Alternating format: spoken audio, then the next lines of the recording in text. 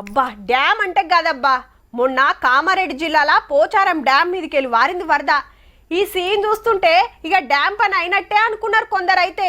ఎందుకైనా మంచిదని కిందున్న ఊరోళ్ళను ఖాళీ చేపించి ఇంకో తావుకు తోలుకపోయినరు. కానీ మర్నాడు చూస్తే ఎప్పట్లెక్కనే అయింది, గింతగిన ఏం గాలే. పోచారం డ్యాము తెల్లదొరల ఏలువడిలా 103 ఏండ్ల కిందట కట్టిన ఇప్పటి సుత బంద వస్తున్నదబ్బా.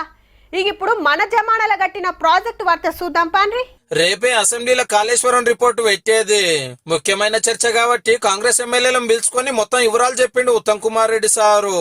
కాళేశ్వరం రిపోర్టు మీద కారోళ్ళ కథనే గమ్మతుంది. అసెంబ్లీలో చర్చకు తయారంటారు, లేలే రిపోర్టు కొట్టేయాలని కోర్టు కురుకుతారు. మళ్ళొక పారి పోయిండ్రు. మరి రిపోర్టు నాపాలే పబ్లిక్ కు చూపియద్దని మున్పు కేసేస్తేనే ఉత్త కథ అయ్యింది. ఇవాళ ఇట్లా అసెంబ్లీ చాలా అయిందో లేదో హరీష్ రావు సార్ కోర్టుకు ఓనే పోయిండు. మీరు ఫైనల్ తీర్పు ఇచ్చేదాకా మా మీద యాక్షన్ తీసుకోకుండా గవర్నమెంట్ ఆర్డర్ ఒక్క తీర్ర కొడితే సోమవారం విచారణ చేస్తామన్నది. కానీ కాళేశ్వరం మా గొప్ప ప్రాజెక్టు, దునియాలో ఇంత గొప్పది ఇంకొకటి లేదు. ఛాన్స్ ఇస్తే అసెంబ్లీలో పేద టీవీలో చూపించుకుంటా వివరంగా చెప్తామని ఓ దిక్కు స్పీకర్ సార్ను కలిసి, ఇంకో దిక్కేమో కాళేశ్వరం రిపోర్టే ఆపాలని ఊకొక కోట్ల చుట్టూ తిరగబట్టారు.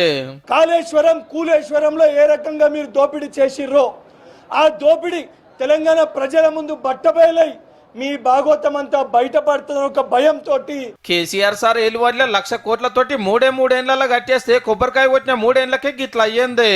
మేడిగడ్డ పిల్లలు గొంగి అన్నారంలో బుంగల్వాడి సుందిల్ల డేంజర్ పడ్డది. స్టేట్ విజిలెన్స్ సెంటర్ ఎన్డీఎస్ఏ ఎంక్వైరీలే కాకుండా జస్టిస్ ఘోష్ కమిషన్ వేస్తే 20 నెలలు 115 మందితోటి మాట్లాడి రిపోర్టు తయారు చేసిండ్రు.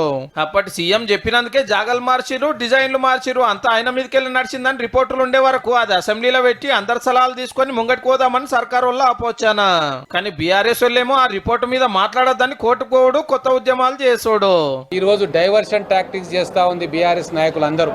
కాళేశ్వరం రిపోర్టు చర్చకు వస్తుందని చెప్పి సభను బాయ్కాట్ చేసి గందరగోళ పరిస్థితులు సృష్టించాలని చెప్పి వాళ్ళు అనుకుంటా ఉన్నారు. ఇక ఇటు చూడండి, గన్ పార్క్ కాడ బస్తాలు చూపించుడు, వ్యవసాయ ఆఫీస్ కు కాగితం ఇచ్చుడు, ఆడికెళ్లి సచివాలయానికి కురుకొచ్చుడు. ఎమ్మెల్యేలు ఎమ్మెల్సీలంతా గుంపులు వచ్చి గేట్ ముంగట కూకున్నారు.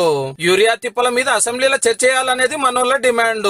పోలీసులు ఎంత బతిమిలాడినా లేవకుంటే ఇట్లా వటకపోయి బస్ ఎక్కించారు. వాజివే రైతుల కోసం కొట్లాడవలసిందే, బాధలు తీర్చవలసిందే. కానీ యూరియా ఇవ్వాల్సింది ఎవరు సారు? Central government. తెలంగాణకు పంపాల్సిన కోటాల కోతలు పెడితే గింత గోస కాబట్టి ఖుద్దు సెంటర్ మంత్రులు బీజేపీ ఎంపీలే ఒప్పుకున్నారు ఏరే దేశంకి వెళ్ళి కూడా రావాల్సినంత వస్తలేదని. ఓ గల్ల కొట్లాడితే గాళ్ళ మీద కొట్లాడాలి, మనోళ్ళేమో స్టేట్ గవర్నమెంట్ మీద వాడుడే గమ్మత్తున్నది పోన్రే.